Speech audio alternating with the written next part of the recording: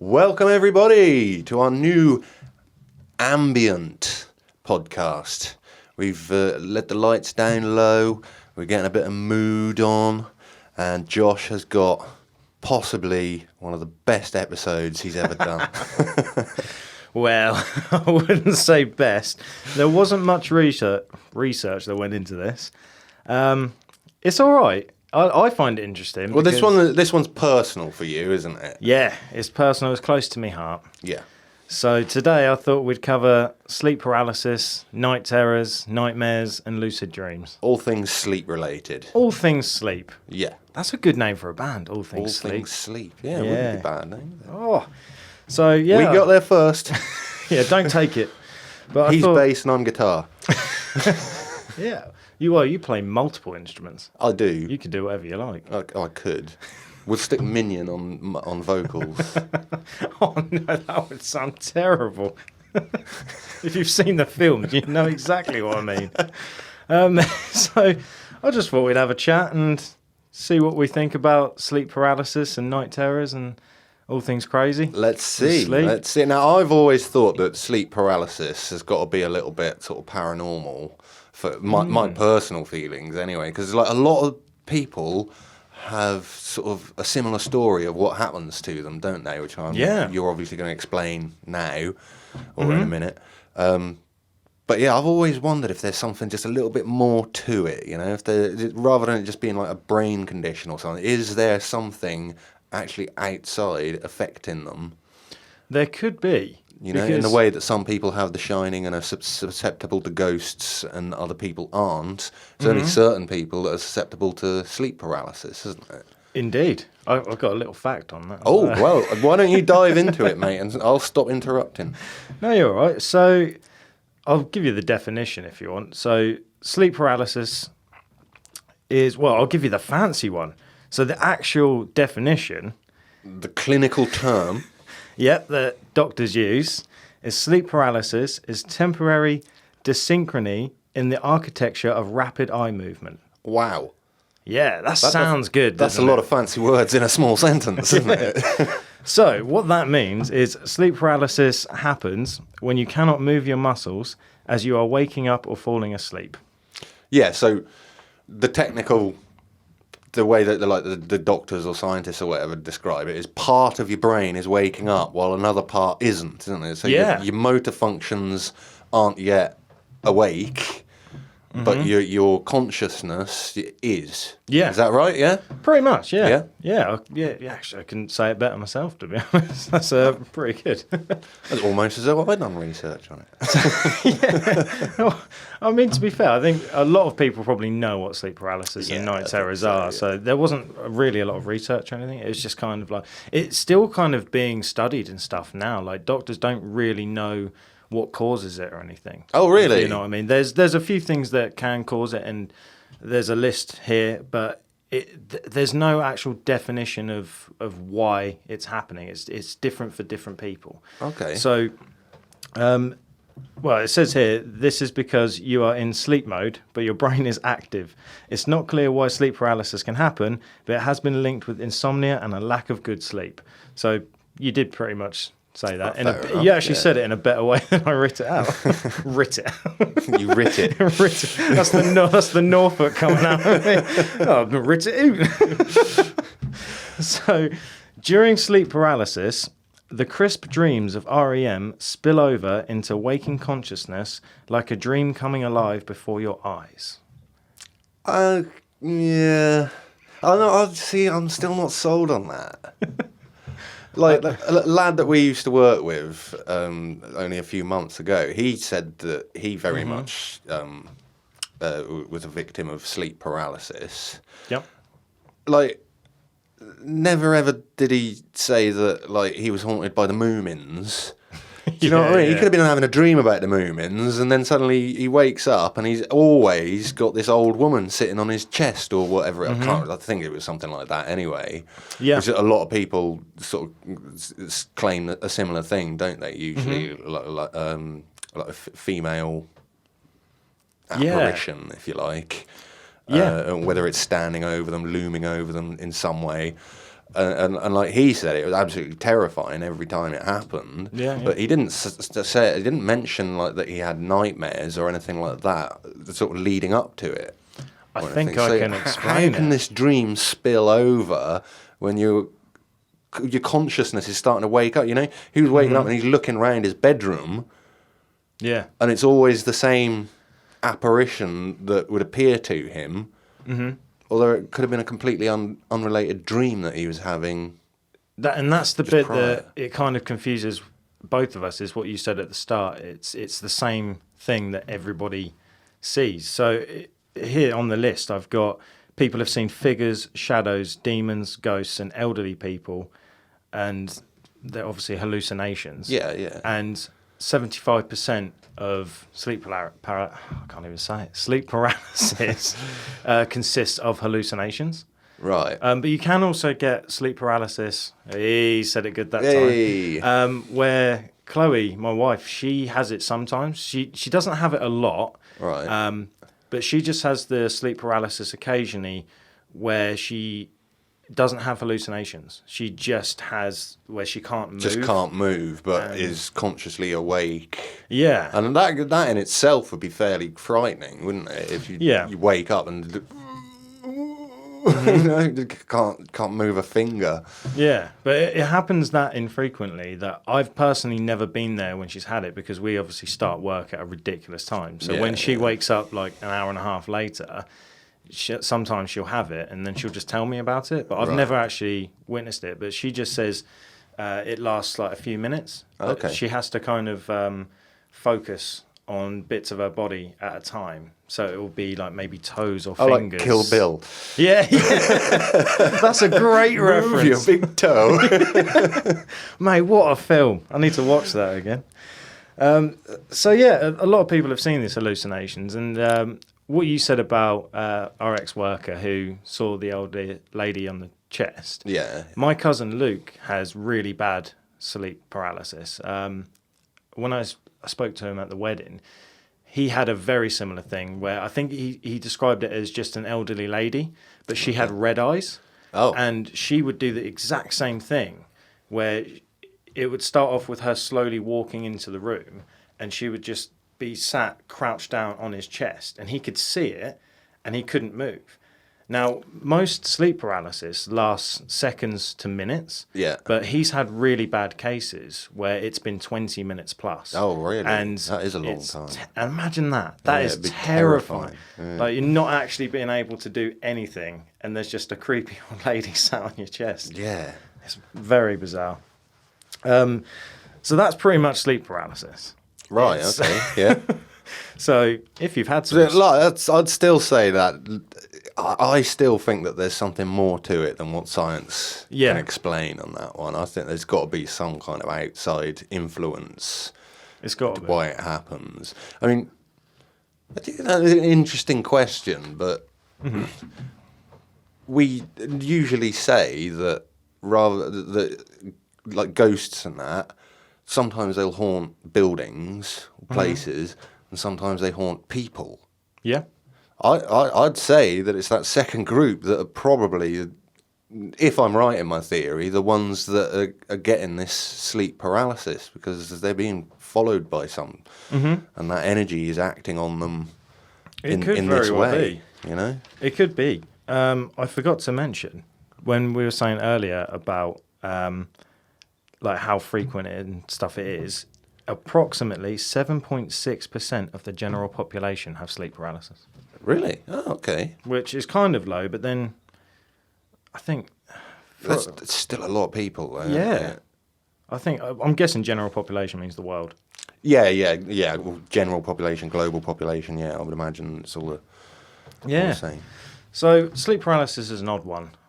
There's not much else I can say about it. If you've had sleep paralysis, please write in and tell us your stories, because I actually want to know if it is just that old lady or like a kind of ghostly kind of figure. I want to know, like you say, has someone had a moomin on their chest?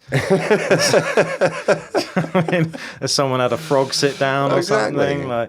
So the next one, this is the one that is personal to me. Okay. So night terrors. Night terrors.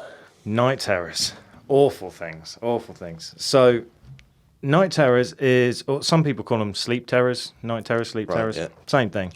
It's a sleep disorder in which a person quickly awakens from sleep in a terrified state. The cause is unknown, but night terrors are often triggered by lack of sleep, stress, emotional tension, and in some cases, unsolved conflict. Oh, right, okay. Interesting. It says there's been a few rare cases where it could be trauma and it could lead from a fever as well if someone's unwell. Yeah, I can see that, yeah. So night terrors affect almost 40% of children up to the age of 12. Oh. Which I thought that's a very high statistic. That is quite high, yeah. And then the percentage gets a lot smaller in adults, dropping to 3 to 6% of the general population after the age of 25. You're one of the 3%ers. I'm one of the 3%ers. Yeah, and night terrors, for me, I've had a few really scary ones. Right. And I'll quickly tell you the story I had. The worst one I ever had, and Chloe was there. It terrified her. So I had a dream where I was in the bathroom, brushing my teeth, getting ready for bed. And as I looked up into the bathroom mirror, this another old lady. An old lady, yeah. Really weathered face with like skin flaps kind of hanging down. And she just had white eyes. There was no colour, just solid. No pupils. No, It was just, sorry. Well done. No pupils, just white eyes. Right. And she came out of the mirror and tried choking me. Whoa. And had her hands round my neck. And I actually woke up. So obviously it says waking up in a terrified state. I actually woke myself up from the screams. And really? the screams that I was doing. So you can imagine I'm having this night terror. So I'm waking up screaming, confused, thinking what's going on. And Chloe said she's never heard anything like it, to the point where her blood went cold because she thought I'd been possessed. That's how bad. Yeah, she said it woke her up instantly, and I couldn't get back to sleep, and it was real. Right. So that was the worst night terror I had. So what is the difference between a night terror and just a nightmare? I'm glad you asked, Pirate, because I've got it written down here. Nicely done. See, you're one step ahead, mate. Yeah, well, it's close to my heart because a lot of people have said to me, "Well, how do you know it's not just a nightmare?"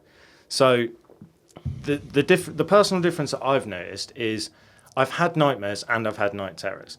With me, nightmares, sometimes you wake up, sometimes you don't, and nightmares can be anywhere. Like I could be in an abandoned train station in London and getting chased by a ghost or something like that. Right. But night terrors are more personal. So it would be like your house or your friend's house, your mum's house, or somewhere familiar, and it's always with familiar people. Oh, okay. Not always, but most of the time it involves, like your partner's still in the bed next to you while you're having this nightmare or whatever.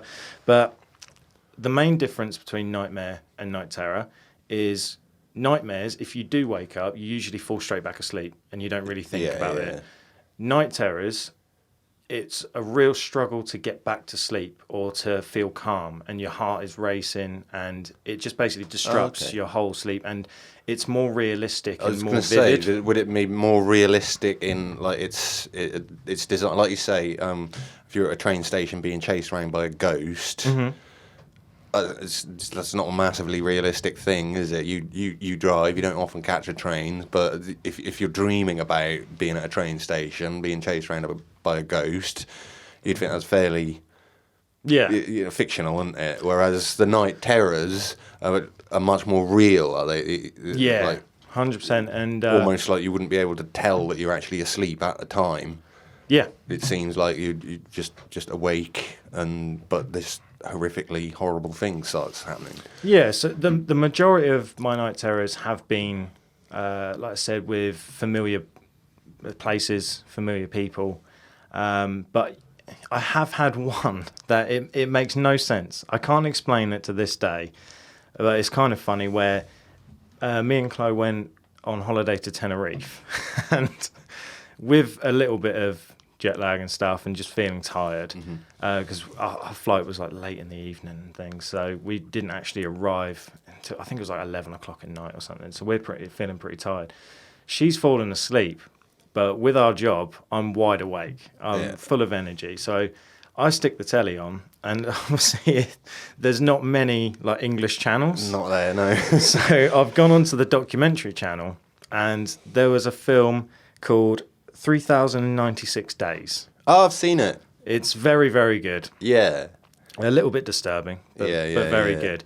And long story short, it's about a man who kidnaps... Abducts a little girl. A little girl. Holds... he constructs this little room, doesn't he? Like hidden away behind like a cupboard in his garage or something like that. Yeah. And keeps her there for years, doesn't he? Yeah. And I think she's like 12 or something. And I think... I can't remember if she's handcuffed to start off with or to stop her escaping, or maybe he just locks the door. I think he just locks the door, to be honest. But I watched this documentary and I got really into it because I couldn't believe, because it is based on a true story. Yeah, it was, yeah. So I couldn't believe that what I was watching. I was thinking, this is nuts. Like, how did this... Well, he didn't get away with it in the end. Not in the end, no. But... Watch it and find out. But I was just in disbelief about what was happening. So I've gone straight to sleep after watching this documentary film about this girl. And in my night terror, I was in the basement and I had been abducted and I was the 12-year-old girl. And it makes zero sense, but it felt so real. But I think that was just because obviously I literally just finished watching it. Yeah, it was fresh in your mind. Yeah, so I had a night terror about that. And that's the only night terror I've had that doesn't relate to like my own personal kind of people and surroundings and stuff like that. But yeah, I can't explain that one. That's odd. That is odd. But the last night terror I want to mention from a personal story is, sadly, we had a fellow, my old boss, pass away at work, and he suffered a heart attack. And obviously we were there for the whole traumatic thing. So I think this goes back to trauma. Okay. So this could have been a night terror based. Well, it is a night terror based on trauma, and for 3 weeks straight, I had the same reoccurring dream of basically reliving what had happened. Oh, And it was the same thing where the guy had white eyes, and it's just the image of. I don't know if it's me personally, but it's just the white eyes just keep coming back in my night terrors. Oh, right, okay. But that was gets you every time. Yeah, it's just that, I don't know. That's something I really want to like find out. That's really interesting. Like with my cousin and the other person with the old lady on the chest. Mm-hmm. I want to know if it's specific to someone. Like, has everyone got this certain thing where, like, with mine it's white eyes or? Yeah, I guess so. Yeah, I mean. The lad that we used to work with, he said that his night terror was pretty much exactly the same every time. It was the same. He could identify the old woman as the same one every time. And if the white eyes is what gets to you, then I guess it is. Yeah, it's really strange because after looking at some of this, there's not much difference between sleep paralysis, night terrors, lucid dreams, and nightmares. All of the stuff, it's kind of linked. Yeah. If you know what I mean. So, I mean, lucid dreams seem to be more of a positive experience from what I've read. Yeah. But I don't know if people don't know what a lucid dream is. I've got a little definition here. Why don't we go into it then? Let's move on. Lucid dreams. So, a type of dream where the dreamer becomes aware they're dreaming and may gain some control over the character's narrative or environment in the dream. However, this is not necessary to be called a lucid dream. So they don't always have to have control or power. Sometimes a lucid dream can just be... You realise you're dreaming, but you're not actually able to affect it in any way. Yeah. Fair enough. Basically. But it's also considered... Lucid dreams are... I mean, everyone's different. But it tends to be like more positive. It doesn't seem to be scary or anything. I mean, I imagine the first one you have would probably be scary. I don't know. Well, not for me, because I get lucid dreams. Oh, yeah? Yeah, more so than like nightmares or anything like that. Quite often something will happen in the dream, and then I realise that I am dreaming, and then I can sort of effectively do anything I want. So how does that work then? So like, I don't know. Should I tell you the most mental one I ever had? Go on, go for it. Was I was in my hometown of Ludlow in South Shropshire. Obviously asleep. I was dreaming, and I can't remember what set it off, but to make me realise that I was dreaming. But I remember at the start of the dream I was at the swimming pool, and I came out from the swimming pool, and I realised that I was dreaming, and I thought, it's a long walk home. So what I did was I picked up a set of armbands, and the armbands had pedals on them. And I sat on the armband and started pedaling the pedals, and then I flew over the town all the way home. So you were literally in control of your dream. Yeah. And made your trip home a lot easier. A lot more fun. I could fly. It was great. So imagine if you had a lucid dream but couldn't control it, and then you're just like, I guess that's a long walk home, isn't it? Like, yeah. That'd be a boring dream, though. Mine was much more fun. Armband with pedals that flies. I always wonder as well with dreams if, when you have that feeling of falling or being chased. Yeah. Does that come into... I suppose it wouldn't be a lucid dream, but I don't know what category would that be. That's just... I don't know. Because everyone's probably had that, I imagine, at some point where you trip up a curb. I think it'll fall off a cliff or a building or something like that. They say you never hit the ground, though, don't they? If you you wake up as you're falling or whatever it is. But it's always weird because... I've done that before as well. Dreamed that I was falling and then woke up as I hit the floor, as I fell out of bed. Yeah. It's crazy that back in the day when I've seen pictures of people with bunk beds and there's no railings on the side. No, that's what I had when I was little. With my brother, I fell out the top bunk many times. That's asking for broken bones. That's nuts. Well, not really, mate. because you're asleep, so you're completely relaxed, aren't you? Oh, that's nuts, man. So you just sort of go on the floor and you're, what? Oh. Yeah. Got to climb back up there now. I'm so glad I never had one of them. Me and my brother had cool bunk beds. Oh. So instead of stacked on, like horizontally, one was off. So like an L shape. Offset from each other, and it was awesome. So, oh no, we just had one stacked on top of the other. Bring back bunk beds. That's hope the guy on the top bunk don't wet himself. Oh yeah, that'd be a nightmare, wouldn't it? Yeah, I used to remember my brother always peeking over the top and stuff, so I used to switch and have my feet there so he couldn't talk to me. Trying to get to sleep. But yeah, that's an interesting one. I always do wonder if like falling and stuff is it's got to be part of the brain, isn't it? I don't really understand how that works. Yeah, it's got to be. Probably should have researched that as well while I was at it. Maybe. All things sleep. But with lucid dreams, I did discover a couple of cool little facts, which compared to sleep paralysis and nightmares and stuff, I mean, nothing seems to... There's no cure for sleep paralysis or night terrors or anything. Well, if they don't know exactly what it is, then they're not going to be able to cure it, are they? They basically just say, try and get 6 to 8 hours, and that should reduce them. So, I mean... As long as you're not of a nervous disposition, I suppose, isn't it? Yeah. I mean, in my experience, I don't have them as much as I used to because I feel like I am getting to bed at a better time and just generally happier in your life and that sort of thing. Do you find at times when you're more stressed, maybe work or whatever, or like coming up to your wedding or back then, if the stress levels were, is that more likely to set you off with your night terrors? Yeah, definitely. Yeah, I think if you're a lot happier in life and you don't really have stress, I don't really get night terrors. It's like you say, it's weird. Something can trigger it that you don't even realise it's triggered it.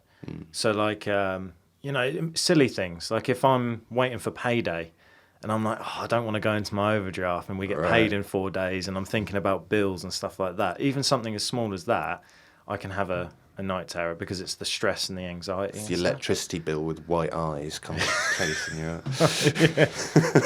Oh God! It's giving you a new one, isn't it? Yeah. PTSD. But yeah, I found a couple of little facts with lucid dreams. So meditation helps with lucid dreams. What helps you to be able to do it? Yeah, so people that do a lot of meditation and yoga and relaxing things. Oh, yeah, I guess, yeah. I suppose it is about being in control of yourself, isn't it? Yeah. So that's going to transfer, I guess, into your dream state as well. Yeah, and as our good friend Ezekiel said, opening your mind and stuff like that probably plays into it. And the other one, there's been a lot of reports of creative people using lucid dreams, because another thing with lucid dreams is people tend to remember a lot of the stuff that happens because it's realistic and in control. Because you feel like you're in control. You do remember it a lot better when you wake. Because I virtually never remember my dreams, but if I have a lucid one, I'll remember it. Yeah.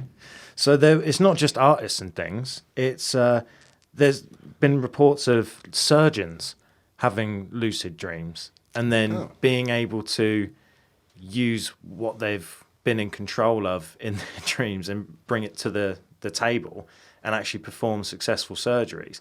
And it goes from surgery to people picking baby names and stuff.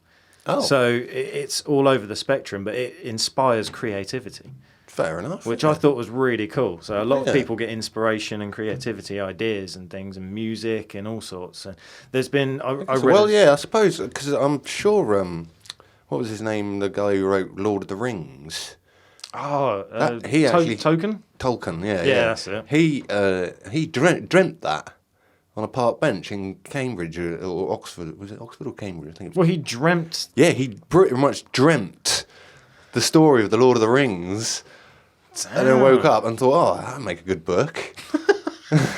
God, he won the lottery there, didn't he? He did a little bit, yeah. Man, I'd love to have all the scholars that he worked with thought he was a bit mad, always writing stories about elves and, stuff like that. And they'd all sort of take the mickey out of him, right? But in fairness, one of the most successful books ever. Yeah. And he dreamed it. Yeah. So another one is with music.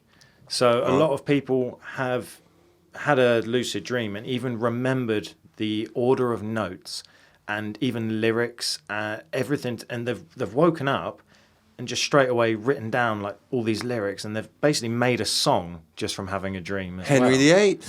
Henry VIII wrote Greensleeves. I believe he dreamed that one as well. Ah, I wish I knew that. I could have written that down. That would have been. You didn't need to. I'm here. Yes. Just save the day.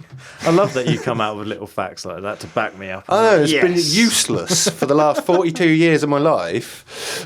Suddenly we do a podcast and hey, here comes a flood of useless information. Yeah, it works really well for a podcast. So it's a good skill to have, mate. But that's pretty much all things sleep, mate. That's all I got. All dream related. Yeah. But it's interesting, isn't it? It's a bit different for us just to have a conversation about something a little bit weird. I mean, it's not really paranormal. I don't know. I still reckon there's something to it, particularly with the sleep paralysis. Yeah.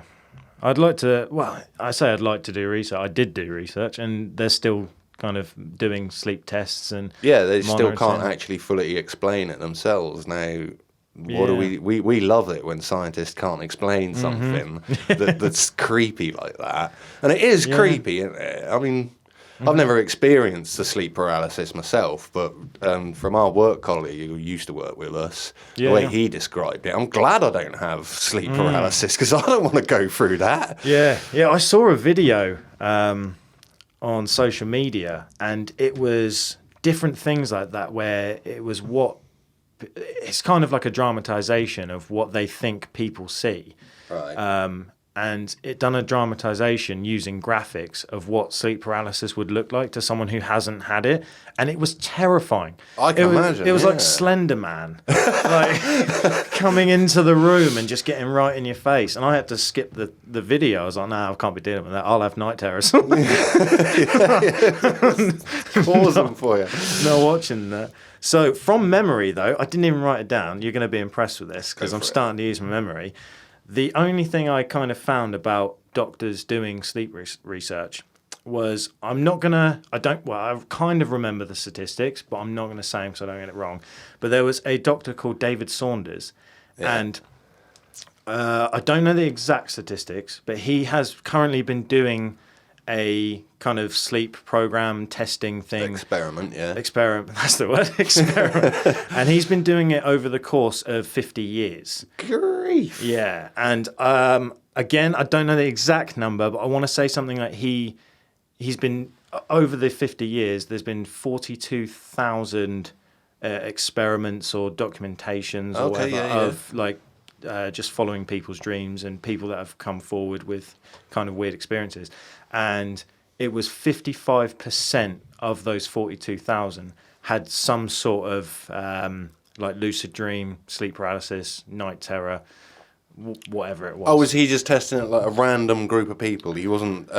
It wasn't people that had come to him because they were experiencing these night terrors. It was a mixture of both, from what I read. The majority of it was, I think, people that had maybe one or two experiences with it that went to the doctors about it, and obviously because they're still doing research and they don't know, I think they just kind of got told, we'll try this and we'll experiment and try these things and see what's going on. So these people either had none or they had just one or two and then done these experiments, and then it's still going on now, I believe, but 55% of the 42,000 people. But he's still not found a cure over 50 years of study. Nope. Nothing. Well, I'd say we probably never are then, are we? Yeah, I mean, it's such an interesting thing with the human brain. I suppose it's a weapon in a way, isn't it? It's crazy. I can't wrap my head around the brain is capable of so much. The brain itself is almost paranormal anyway, isn't it? Yeah. When you think of what capabilities it's got. And they say we only use 8 to 10% of our potential brain. So, I mean... Yeah, we're still basically chimps, mate. We are. I mean, imagine, like, what's that TV series? Is it Unlimited? Oh, is it Limitless? Limitless. With Bradley Cooper? Yeah. And I mean, imagine if that was a real thing, if you could take a little pill and suddenly use more of your brain power. That would be... and that would probably cure things like sleep paralysis and that sort of thing, wouldn't it? I would say. Or would it? Well, would it? If sleep paralysis has got its roots in the paranormal, if there is outside energy affecting you, because it's following you, it's latched onto you or whatever, then no amount of NZT would cure that, would it? No. And counting sheep wouldn't help at all, I don't think. No. Because a lot of people use counting sheep to go to sleep and help out in that situation. But when I tried counting sheep, I found I was getting to like 200, 300 sheep and I couldn't get to sleep and stuff. So I'm kind of rambling now. I don't really know what I'm saying. When you got to 300, did you start again? Was it the same sheep? The same imaginary sheep? For people that are watching that on the podcast, they were like, what just happened there? As you were talking, I had a thought about insomnia and I was thinking about this, and then I just kind of said it, not actually listening to what you said. And then I went, why have I just done that? Maybe I've got insomnia. I'm not thinking straight. Maybe. You didn't even mention sheep, but I heard sheep and then my brain just started going. Anyway, Pirate, that's sleep paralysis and night terrors. I think I need to go have a nap. Yeah, me too. Well, I guess out of tradition, we should put it to the scale. Yeah. Now, do we do them individually or just round them up as a whole? All things sleep related. Got to, really. Yeah? Because it's all connected. I don't know, because I don't know, cause sleep paralysis is kind of the absolute opposite of lucid dreams, isn't it? I mean, they're all kind of connected in a way. It kind of. Yeah, it's all things sleep, isn't it? So. Yeah, but it depends on the person, because lack of sleep, some people would get sleep paralysis, but then also with lack of sleep, I get night terrors. Yeah. So, but I've never had sleep paralysis. So, I mean, you could give it a scale for each thing, but... Do you think we should just the whole lot as one? Yeah. One scale. Yeah. Well, you're the guy who has had night terrors. How high would you put that on the paranormality scale? Well, based off of personal experiences and what you said about, reoccurring and that whole paranormal side of it, I'm gonna give it 8.3. Oh, okay. I'm going quite high with it. You are going high. Yeah. I'm not going to go as high. I was scared of this. No, I mean, I do, like I've said all through this episode, I do believe, like, the sleep paralysis. It's hard. I can't do it now. It's hard. Yeah, I think that there could be outside influences to that that are rooted in the paranormal. I'm convinced of it. Yeah. Lucid dreams, obviously, I don't think that's paranormal at all, because you're consciously taking control of your own dream. It's just completely different. Night terrors, a nightmare that is so real that you can't distinguish it from reality. That's horrendous. Yeah. That's horrendous. Yeah. So I'm going to go at about 7. And you said, what was it, 8.3? Get your maths out, pirate. That'd be 7.65. Oh, nice one. My brain just froze then. I was like, no, not even going to bother working that out. Yeah, 7.65. Okay, I'm happy with that. Combined scale. That's pretty good, actually. Yeah. Yeah, I'm happy with that. Good. It's a high one. It is Rightly quite so. high, yeah. Because it is real. It is real. We've proved that it's real. Other people have It's proved it's definitely real. a real thing, yeah. So I think it's got to be kind of high just based on the fact that it's real and it does happen. Yeah. So, I mean, not And it's strange. Yeah, it's very definitely strange. scary. At least two of the 3 are scary. Yeah, it's like your own horror film that you can't control in your sleep. Yeah. Ooh. Yeah. I bet you I have a night terror tonight just from talking about it and reliving the white eyes in my head. Oh, I hope not. Yeah. On average, to be fair, at the moment it's... Go home and watch the Moomins. Oh, yeah, get a moomin on my chest instead. But, I mean, at the moment I have like maybe 2-3 a year, so it's not too bad. That's not too bad, yeah. But anyway, that is all things sleep. All things sleep.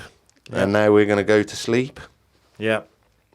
Bright and early for tomorrow. Yeah, we have got an early one tomorrow.